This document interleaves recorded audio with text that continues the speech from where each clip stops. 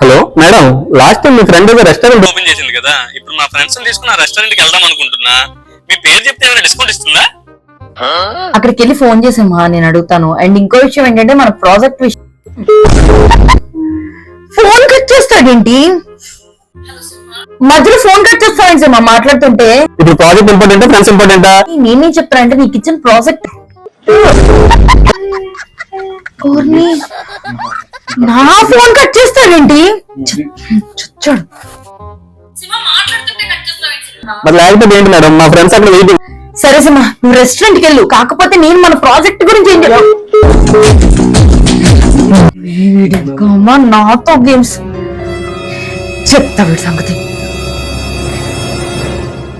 సింహ, నువ్వు ఇప్పుడు రెస్టారెంట్ కి వెళ్ళు. డిస్కౌంట్ విషయం నేను మాట్లాడతాను. అండ్ నువ్వు ఈ మంత్ అంతా ప్రాజెక్ట్ కి సంబంధించి ఏం చేయదు.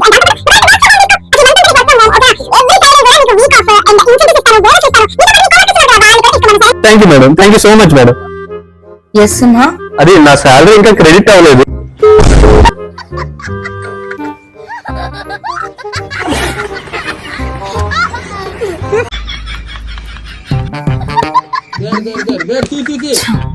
మేడం ఏంటి?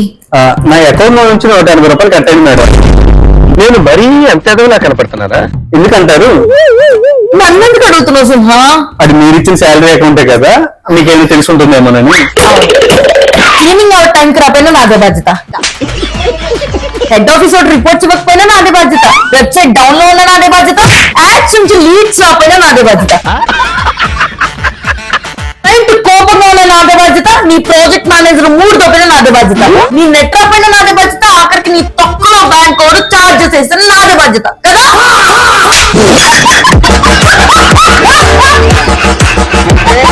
ఎందుకు మేడం అంత ఫైర్ అవుతున్నారు? కొంచెం కూల్ వాటర్ తాగి కూల్ అవుతారు. Soumya, yeah sir. అన్కేస్ ఫైల్ ఎంతవరకు వచ్చింది? ఆల్రెడీ అయిపోయింది సార్, మీకు మెయిల్ చేశాను. ఓకే, మరి నిఖిల్ది?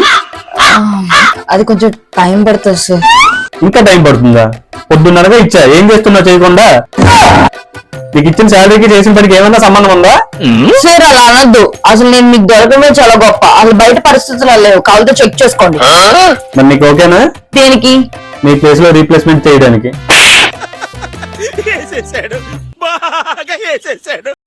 జేబులో ఒక్క పైసా లేదు. బట్టలు కొనుక్కోవడానికైనా అమ్మని అడగాలి. ఇలా అయితే డబ్బులు సంపాదించేది ఎప్పుడు, దుబాయ్ వెళ్ళేది ఎప్పుడు, నాకేం అర్థం కావట్లేదు బాబు. నాకు మంత్రాలు రావు కాబట్టి సరిపోయింది, కానీ వచ్చుంటే మిమ్మల్ని చెప్పించుండేవంటరా.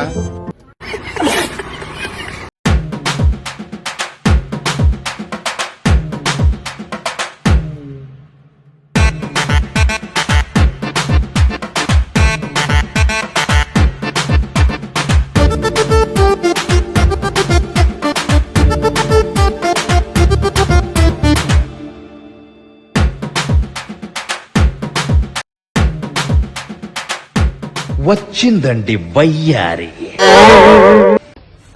అయ్యో కుమార్, లోపల పెట్టు, లోపల పెట్టు, లోపల పెట్టు. చెప్పవా ఏంటిది?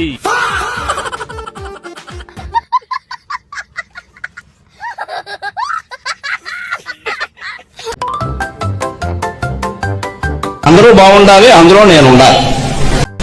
అందరూ బాగుండకపోవడానికి కారణం ఏమిటంటే అందులో నువ్వు ఉండడమే.